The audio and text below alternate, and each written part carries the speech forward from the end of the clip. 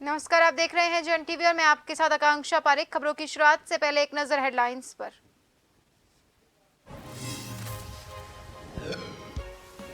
अब उत्तराखंड में एक ही छत के नीचे से होगी प्रदेश की सुरक्षा। सीएम धामी ने सरदार पटेल भवन का किया उद्घाटन। डीजीपी सहित आला अधिकारी रहे मौजूद।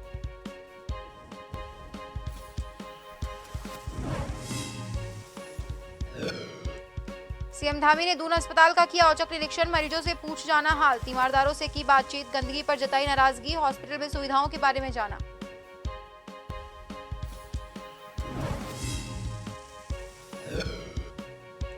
केदारनाथ धाम में सोने की परत का मामला मचे बवाल पर पर्यटन मंत्री सतपाल महाराज ने दिए जांच के आदेश। दोषी पाए जाने पर होगी कार्रवाई।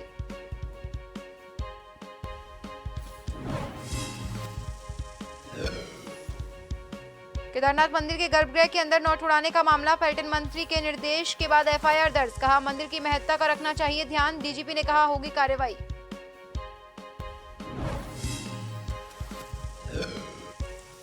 और उत्तराखंड में मौसम के अलर्ट बाद प्रशासन जुटा तैयारियों में। कम समय होने के चलते नगर निगम को बड़ी चुनौती। जिलाधिकारी ने कहा लोगों को नहीं होगी परेशानी।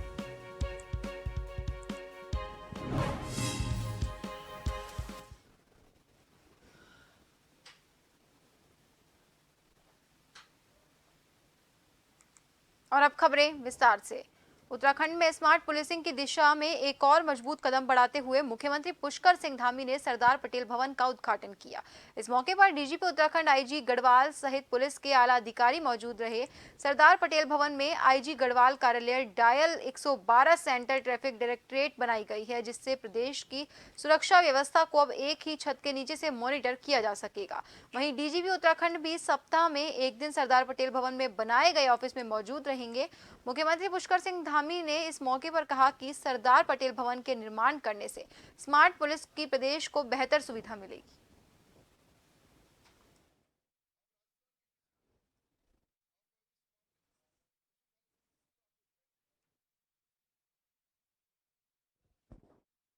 ये भवन यहाँ पर लोकार्पित हुआ है। सरदार वल्लभ भाई पटेल जी के नाम से बना हुआ है पटेल भवन। निश्चित रूप से इसके अंदर बहुत सारे कार्यालय यहाँ पर चलेंगे और स्मार्ट पुलिसिंग भी यहाँ से होगी। 112 भी का भी कार्यालय इसके अंदर होगा और भी अन्य कार्यालय एक स्थान पर होने से जहाँ आपस में एक दूसरे के बीच में कम्युनिकेशन करने में, आने जाने में जो एक समय खराब होता था उस समय नहीं लगेगा और जल्दी से जल्दी काम होंगे, लोगों को राहत मिलेगी। और हमारा भी यही है कि उत्तराखंड की हमारी पुलिस हर क्षेत्र में अच्छा काम करे। उत्तराखंड में सीएम मीडिया से मुखातिब हुए और पुष्कर सिंह धामी ने कहा कि इसके लिए प्रधानमंत्री नरेंद्र मोदी का वो तहे दिल से धन्यवाद देना चाहते हैं। उनके आह्वान पर विश्व में 21 जून को योग दिवस घोषित किया गया। इसके साथ ही कहा कि इसी के तहत समूचे उत्तराखंड में हर घर में, हर कार्यालय और संस्था में योग हो। सभी लोग योग के कार्यक्रम से जुड़े, योग करके स्वयं को निरोगी बनाएं। इसके लिए उत्तराखंड में पर्यटन, धार्मिक, अध्यात्म और सांस्कृतिक स्थलों पर सभी जगह योग दिवस मनाया जाएगा।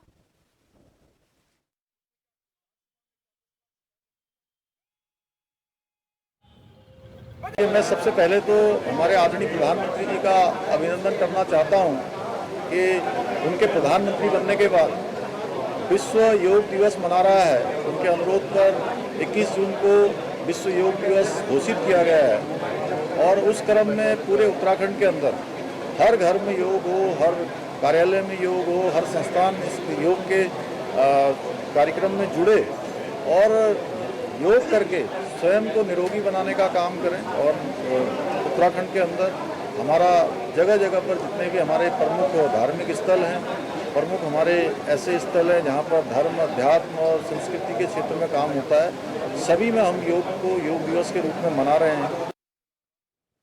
उत्तराखंड के हल्द्वानी में प्रांतीय उद्योग व्यापार प्रतिनिधि मंडल के द्वारा संगठन का चुनाव करने को लेकर अपनी कमर कसते हुए नजर आ रहा है। वहीं आज हल्द्वानी में प्रांतीय उद्योग व्यापार प्रतिनिधि मंडल के पदाधिकारियों के द्वारा एक प्रेस वार्ता की।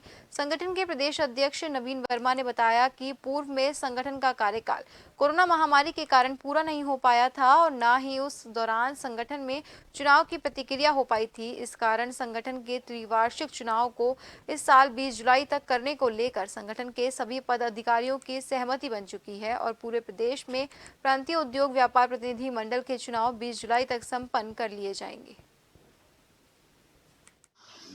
देखिए, हमारे चुनाव जो है कुछ समय से लंबित थे, क्योंकि हमारा कार्यकाल पिछला कार्यकाल जो कार्यकारिणी का था वो समाप्त हो चुका था नवंबर में। तो अब जो है हम लोग ये पर्यटन सीजन और तीर्थाटन का जो हमारा मेन सीजन है उसको देखते हुए हमने जून तक थोड़ा अवॉइड रखा था।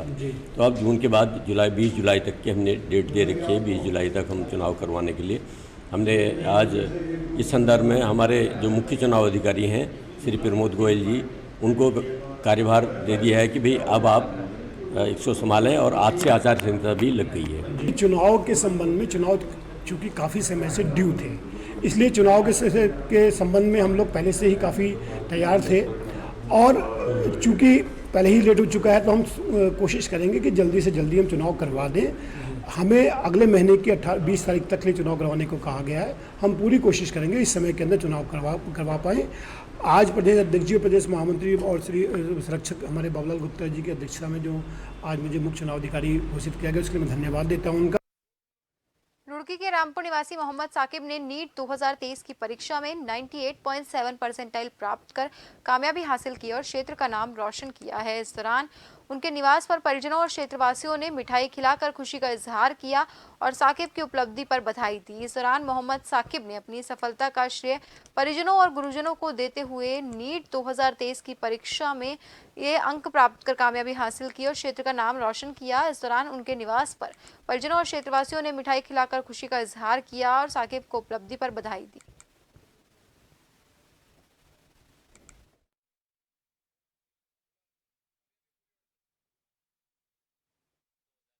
परीक्षा अच्छे अंकों के साथ पास करी है, 98.7 परसेंटाइल के साथ। इसके लिए काफ़ी संघर्ष करी है। नेशनल एग्ज़ाम है, बहुत बड़ा कंपटीशन है, सिर्फ देश का 1% बच्चा सिलेक्ट होता है, तो बहुत मेहनत तो बहुत ज़्यादा रही है, कई साल की मेहनत रही है इसके लिए। डॉक्टर बनने की चाहत तो बचपन से ही थी, 4वीं-5वीं क्लास में जब आ जाते हैं, जैसे थॉट आ जाता है, लेकिन अच्छे से इसकी तैयारी के लिए 10वीं के बाद लगा था मैं। 11वीं-12वीं की मैंने इसकी तैयारी करी है और अब मैंने उत्तीर्ण करी है, तो अब पास हो गया हूँ इसमें, इंशाल्लाह नंबर आ जाएगा। सबका सहयोग रहा है, माता पिता का, ताऊ जी का, चाचा जी का, दादी जी का, पूरे परिवार का रहा है, नाना नानी जी का। खुशी तो शब्दों में बयान करने लायक नहीं है, इतनी खुशी है कि शब्दों में बयान नहीं कर सकते इसको। और सब दुआ ही करते थे कि जो जिसमें मिशन पे बच्चा लगा उसमें कामयाब हो जाए। 10वीं हाई स्कूल के बाद इसने अपना लक्ष्य तय कर लिया था और उसी लक्ष्य को ध्यान में रखते हुए और मेहनत की और इस मेहनत का फल मिला। तो आने वाले में समय में अपना लक्ष्य पूरा करेंगे, जो भी आगे लक्ष्य बनाया। केदारनाथ धाम में लगाई गई सोने की परत पर मचे बवाल को लेकर पर्यटन मंत्री सतपाल महाराज ने बयान देते हुए कहा कि इस पूरे मामले में जांच के आदेश दिए गए हैं। उन्होंने आगे बताया कि सोना दानदाता द्वारा ही मंदिर में चढ़ाया गया है, लेकिन जांच के बाद ही अगर कोई दोषी पाया गया तो उस पर कार्रवाई की जाएगी। इसके बारे में जांच मैंने बैठा दी है और जांच के जब हमारे पास रिपोर्ट आएगी उसके बारे में हम कुछ कह सकते हैं। और इतना ही मैं कहूंगा कि जिस दानदाता ने जो सोना दिया है उसी ने लगाया है, तो इसमें कोई ऐसी चीज नहीं है। पर मैं कुछ कहना नहीं चाहूंगा क्योंकि जांच बैठ चुकी है और उस जांच के बाद हम कार्रवाई करेंगे। केदारनाथ मंदिर गर्भगृह के अंदर नोट उड़ाने को लेकर वायरल हुई वीडियो पर पर्यटन मंत्री के निर्देश के बाद एफआईआर दर्ज करवा ली गई। उन्होंने कहा कि इस तरह की घटना निंदनीय है और हमें मंदिर की महत्ता को ध्यान में रखना चाहिए।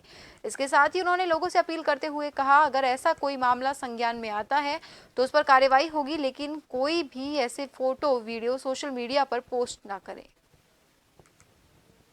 एफआईआर लॉन्च हो गई है। जो जिस तरह से नोट उड़ा रहा था वो गलत है और हम चाहते हैं कि चार धाम की सैंक्टिटी को, इसकी धार्मिकता को सुरक्षित रखा जाए और हम लोग ज्यादातर कमेंट्स ना करें। कोई चीज है तो उसको हमें बता दें, उसकी हम जांच करा लेंगे, पर इस प्रकार से सोशल मीडिया में हम चार धाम की बदनामी ना हो, इसका ख्याल हम लोगों को रखना चाहिए।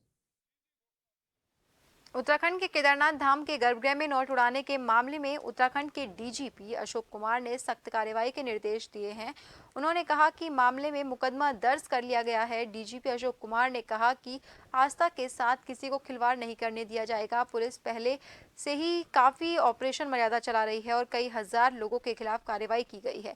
केदारनाथ धाम आस्था और श्रद्धा का प्रतीक है। आम आदमियों के लिए केदारनाथ धाम के गर्भगृह का वीडियो बनाना प्रतिबंधित है, लेकिन गर्भगृह में नोट उड़ाने का वीडियो वायरल हो रहा है।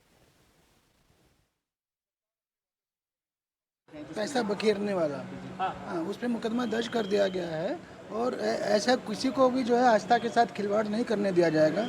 हम पहले से ही ऑपरेशन मर्यादा चला रहे हैं, जिसमें आपको पता है कई हजार लोगों के विरुद्ध कार्रवाई हो चुकी है। मानसून का मौसम शुरू होने वाला है, जिसकी वजह से बरसात को लेकर तैयारियां शुरू कर दी गई है। उन कॉलोनियों को चिन्हित किया जा रहा है जहां पर जल भराव होता है, जिससे नाली की सफाई कराई जा सके। लेकिन समय कम होने के कारण नगर निगम के सामने बड़ी चुनौती है। आउटर वाले इलाके में लोगों को जल भराव का सामना करना पड़ता है, जिस कारण बरसात का मौसम आने से पहले नाला निर्माण और सफाई को लेकर तमाम समस्याएं आती है। निगम में निकासी के लिए लगभग 235 छोटे बड़े नाले हैं और 50 से ज्यादा ऐसी कॉलोनियां हैं जहां पर निकासी की कोई व्यवस्था नहीं है।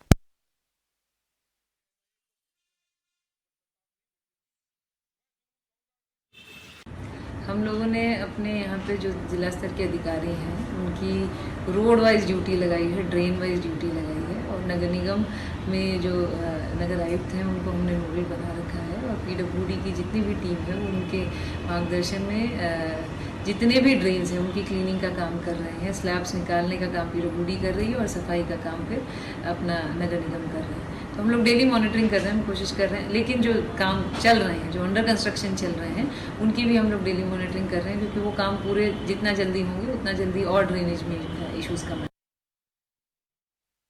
राज्यपाल लेफ्टिनेंट जनरल गुरमीत सिंह रुड़की पहुंचे, जहां उन्होंने राष्ट्रीय सैनिक संस्था रुड़की इकाई द्वारा देश के सम्मान में राष्ट्रीय सैनिक संस्था मैदान में कार्यक्रम में शिरकत की। इस दौरान उन्होंने पूर्व सैनिक को भी सम्मानित किया। उन्होंने बताया कि राष्ट्रभक्ति कभी खत्म नहीं होती और जो पूर्व सैनिक रिटायर होता है वो अपने आप में नेचुरल लीडर्स होते हैं। वहीं कार्यक्रम में पहुंचे परमार्थ निकेत के अध्यक्ष स्वामी चिदानंद सरस्वती ने कहा कि संत रक्षा करते हैं अपनी संस्कृति की और सैनिक सीमाओं की। जब सीमाओं की सुरक्षा होती है तभी संस्कृति की सुरक्षा हो सकेगी।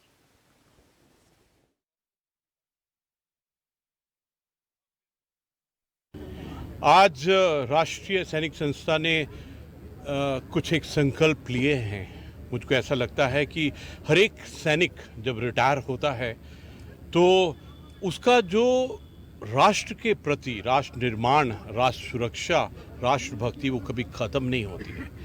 ये जो अध्याय है ना राष्ट्रभक्ति का, राष्ट्र निर्माण का, राष्ट्र सेवा का, ये अंतिम सांस तक चलता है। इसलिए जो भी रिटायर हुआ है उसके मन के अंदर, आत्मा के अंदर में एक लगन रहती है। मेरे यज्ञ होता है तो राष्ट्रगान होता है। मुझे लगता है आज यही चाहिए। भारत के ऊर्जावान प्रधानमंत्री जी जब कहते हैं ना, इस देश के 146 करोड़ लोग जब खड़े हो जाएंगे तो पक्का मानिए राष्ट्र को विश्वगुरु बनाना नहीं पड़ेगा, बन गए। उसी दिन जिस दिन हमारे देश के अंदर, हमारे मन के अंदर राष्ट्र भाव जाग जाता है, देश हमें देता है सब कुछ। अब टाइम आया है हम भी कुछ देना सीखें। जिस दिन ये बात बन जाएगी पक्का मानिए बात बन जाएगी। और आज वही दर्शन कराया हमारे देश के इन जवानों ने। लगता था हमारे जनरल साहब और हमारे गवर्नर साहब रिटायर हुए हैं, लगता ही नहीं था बिल्कुल। और फिलहाल इस बुलेटिन में वक्त तो चला एक छोटे से ब्रेक का। जल्द हाजिर होंगे, बने रहिए जन टीवी के साथ।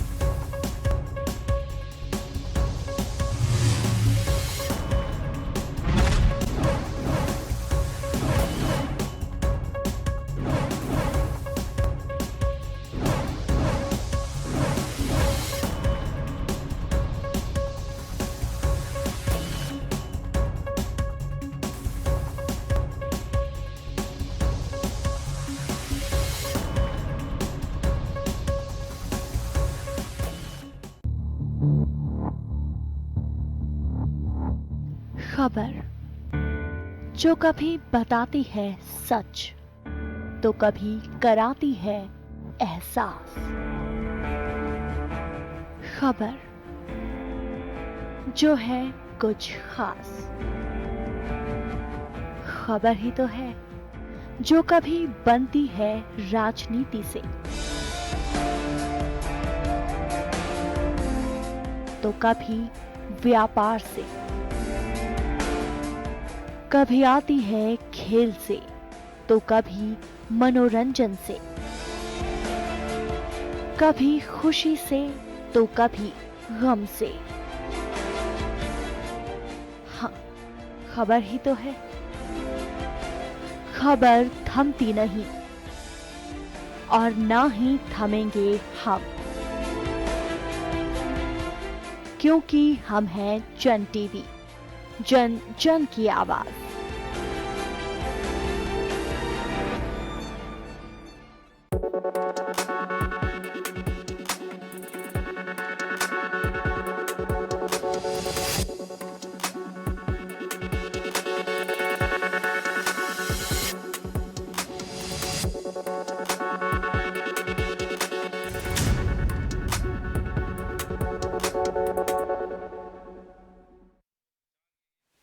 ब्रेक के बाद एक बार फिर से आपका स्वागत है। बढ़ते हैं अगली खबर की ओर। मुख्य सचिव डॉक्टर एस.एस. संधू ने सोमवार को सचिवालय में इको टूरिज्म और सरकारी भूमि की डिजिटल सूची तैयार किए जाने के संबंध में बैठक आयोजित की। मुख्य सचिव ने सभी जिलाधिकारियों और डीएफओ को इको टूरिज्म की दिशा में स्थानीय लोगों को रोजगार के अवसर दिए जाने पर फोकस करते हेतु प्रस्ताव तैयार किए जाने के निर्देश दिए। मुख्य सचिव ने सभी जनपदों में इको टूरिज्म को बढ़ावा दिए जाने हेतु स्थान चिन्हित किए जाने के साथ ही डीपीआर तैयार किए जाने के निर्देश दिए। कहा कि प्रस्ताव में डीपीआर के साथ फंडिंग और योजना पूर्ण होने की समय सीमा से पहले ही निर्धारित की जाए। उन्होंने कहा कि इको टूरिज्म को सफल बनाए जाने हेतु इको पार्क से प्राप्त राजस्व का 80 से 90% हिस्सा इसकी मरम्मत आदि के लिए प्रयोग किया जा सकेगा। इसका शासन आदेश जारी किया जा चुका है।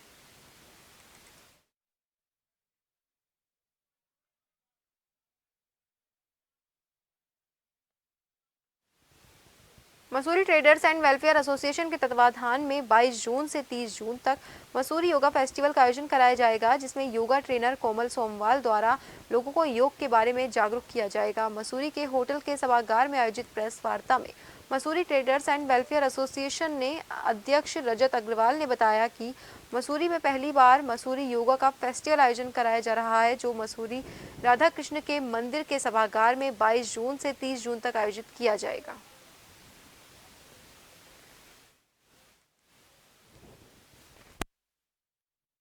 मसूरी योग फेस्टिवल जो है ये इस वर्ष मसूरी में प्रथम बार किया जा रहा है।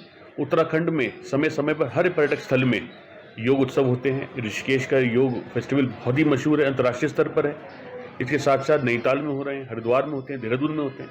मसूरी इससे अछूता था और इस बार हमने प्रयास किया है कि मसूरी में एक मसूरी योग फेस्टिवल की शुरुआत हो, जिसको हम जल्द ही इस बार छोटे स्तर पर शुरू कर आने वाले समय में अगले वर्ष एक व्यापक अंतर्राष्ट्रीय स्तर पर ले। प्रदेश में मानसून कुछ ही दिनों में दस्तक देने वाला है। ऐसे में राजधानी देहरादून में आमतौर पर बारिश के चलते जगह जगह नालियां चौक हो जाने से सड़कों में जलभराव की स्थिति पैदा होने लगती है। मानसून को देखते हुए जिलाधिकारी सोनिका ने कहा कि लगातार इस संबंध में संबंधित विभागों को निर्देशित किया गया है कि बारिश के चलते सड़कों पर जगह जगह वाटर लॉगिंग की जो समस्या आए दिन बनी रहती है उसको तत्काल ठीक किया जाए।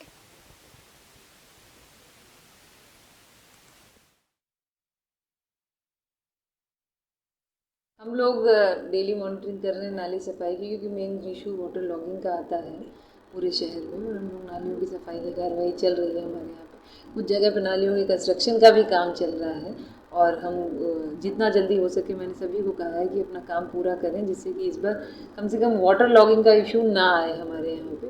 प्लस जो नदियों में मलबा है, रिवर ड्रेजिंग का काम या चैनलाइजेशन का काम मुख्यमंत्री पुष्कर सिंह धामी के निर्देश पर उत्तराखंड के सभी जनपदों के साथ साथ हरिद्वार जनपद में भी ड्रग्स फ्री देवभूमि अभियान चलाया जा रहा है। इसी अभियान में हरिद्वार के सिडकुल पुलिस ने चेकिंग के दौरान सिडकुल बहादराबाद 4 लेन स्थित एक खोखा संचालक युवक को भारी मात्रा में अवैध गांजे की तस्करी करते हुए गिरफ्तार किया। युवक के पास से पुलिस ने कुछ नकदी भी बरामद की। आरोपित युवक के खिलाफ पुलिस ने एनडीपीएस एक्ट में मुकदमा दर्ज कर मेडिकल जांच के बाद आरोपित युवक को कोर्ट से जेल भेज दिया।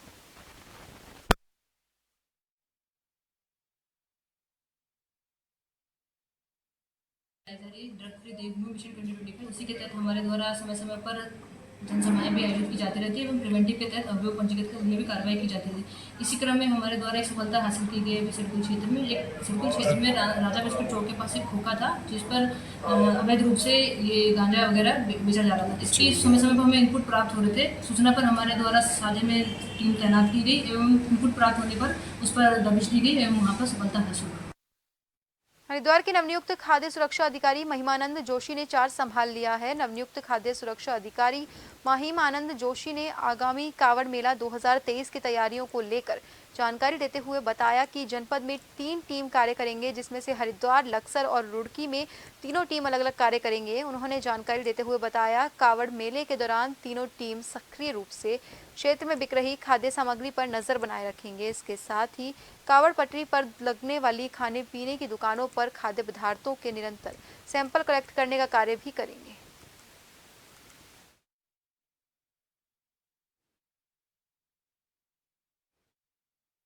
कि हमारे जनपद में मैं अभी यहाँ पे चार्ज लिया हूँ कांवड़ से पहले हमारे पास 3 एफएसओ है। एक रुड़की में है और एक हरिद्वार में है और एक ग्रामीण हरिद्वार का जो क्षेत्र पड़ता तहसील हरिद्वार में 3 एफएसओ मेरे पास है। तीनों की संयुक्त टीम बना के मेरे द्वारा कांवड़ से पहले जितने भी बाहर से आने वाले वाहन हैं और बाहर से जो जितने भी खाद्य सामग्री बाहर से आ रहे हैं उसकी चेकिंग का प्लान है। और दूसरे जो भी नए ढाबे लगते हैं या कांवड़ यात्रा पटरी पर कई दुकानें खुल जाती है उनको हम चेकिंग के लिए स्पेशल टीम बनाई जाएगी। सीमांत जिला चमोली के पोखरी विकास खंड के दुरुस्त गांव नेल में सरकार जनता के द्वार कार्यक्रम का आयोजन किया गया। उपजिलाधिकारी संतोष कुमार पांडे की अध्यक्षता में सरकार जनता के द्वार कार्यक्रम सड़क, शिक्षा, पानी, स्वास्थ्य के अलावा कई मामले छाए रहे। एसडीएम पांडे ने बताया कि शिविर में कुल 34 शिकायतें दर्ज की गई, जिसमें से 28 शिकायतों का संबंधित विभागों के अधिकारियों को निर्देश जल्द निपटाने के दिए गए, जबकि 6 शिकायतों को उच्च अधिकारियों को भेज दिया गया है।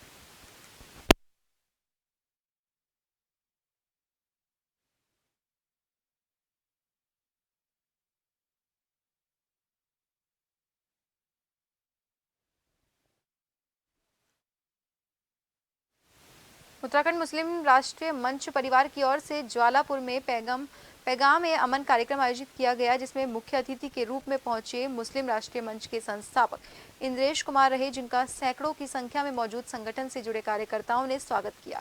इस मौके पर उन्होंने हिंदुस्तान एक है, हम सब एक है का संदेश देते हुए संगठन में शामिल कार्यकर्ताओं को बड़ी जिम्मेदारी भी सौंपी। इसमें वरिष्ठ कार्यकर्ता शबनम जहां को हरिद्वार विभाग संयोजक, तो वहीं अनम अंसारी रुड़की को सह संयोजक की जिम्मेदारी सौंपी गई है।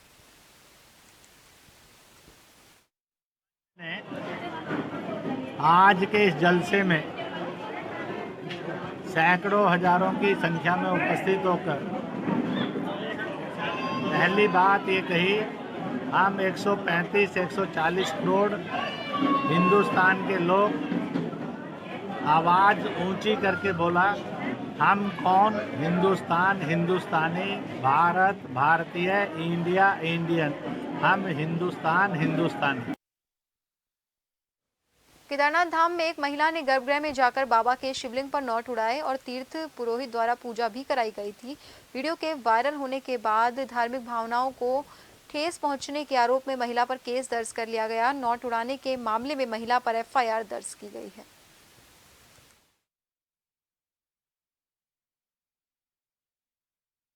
के गर्भगृह में एक महिला द्वारा रुपए बरसाए जाने का वीडियो वायरल हो रहा है।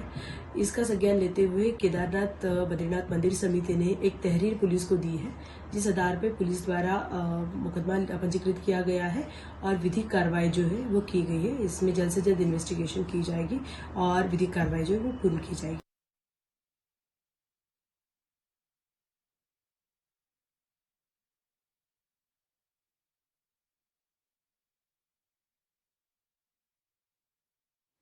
उत्तराखंड के हरिद्वार में एक गंगा घाट का वीडियो वायरल हो रहा है, जिसमें एक युवक दूसरे समुदाय के कुछ लोगों को घाट से भगाता हुआ नजर आ रहा है। वीडियो ज्वालापुर क्षेत्र के अग्रसेन गंगा घाट का लग रहा है। वीडियो के सामने आने के बाद पुलिस भी हरकत में आ गई है। सीओ सिटी जूही मनराल मामले की जांच कर रही है, तो वहीं पुलिस के अधिकारियों का कहना है कि वीडियो और घटना के बारे में जानकारी जुटाई जा रही है। मामले में नियमों के मुताबिक कार्रवाई की जाएगी।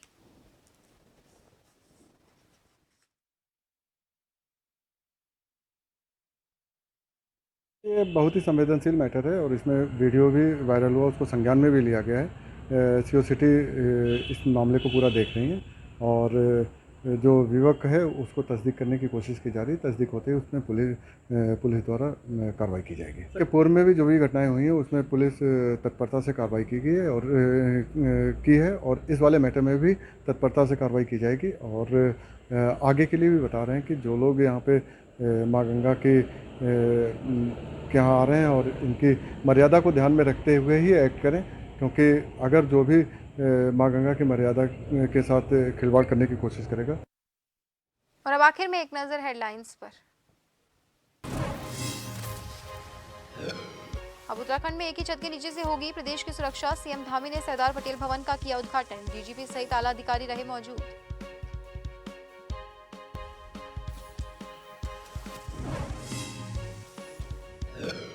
सीएम धामी ने दून अस्पताल का किया औचक निरीक्षण। मरीजों से पूछ जाना हाल। तीमारदारों से की बातचीत। गंदगी पर जताई नाराजगी। हॉस्पिटल में सुविधाओं के बारे में की जान पहचान।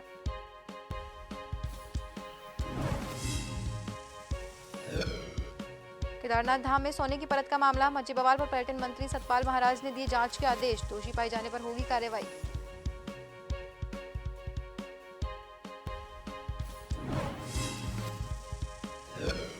केदारनाथ मंदिर के गर्भगृह के अंदर नोट उड़ाने का मामला। पर्यटन मंत्री के निर्देश के बाद एफआईआर दर्ज। कहा मंदिर की महत्ता का रखना चाहिए ध्यान। डीजीपी ने कहा होगी कार्रवाई।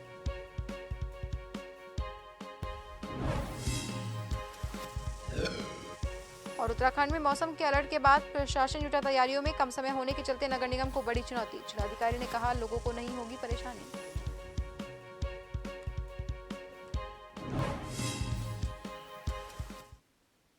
और फिलहाल इस बुलेटिन में इतना ही। बने रहिए जन टीवी के साथ। नमस्कार।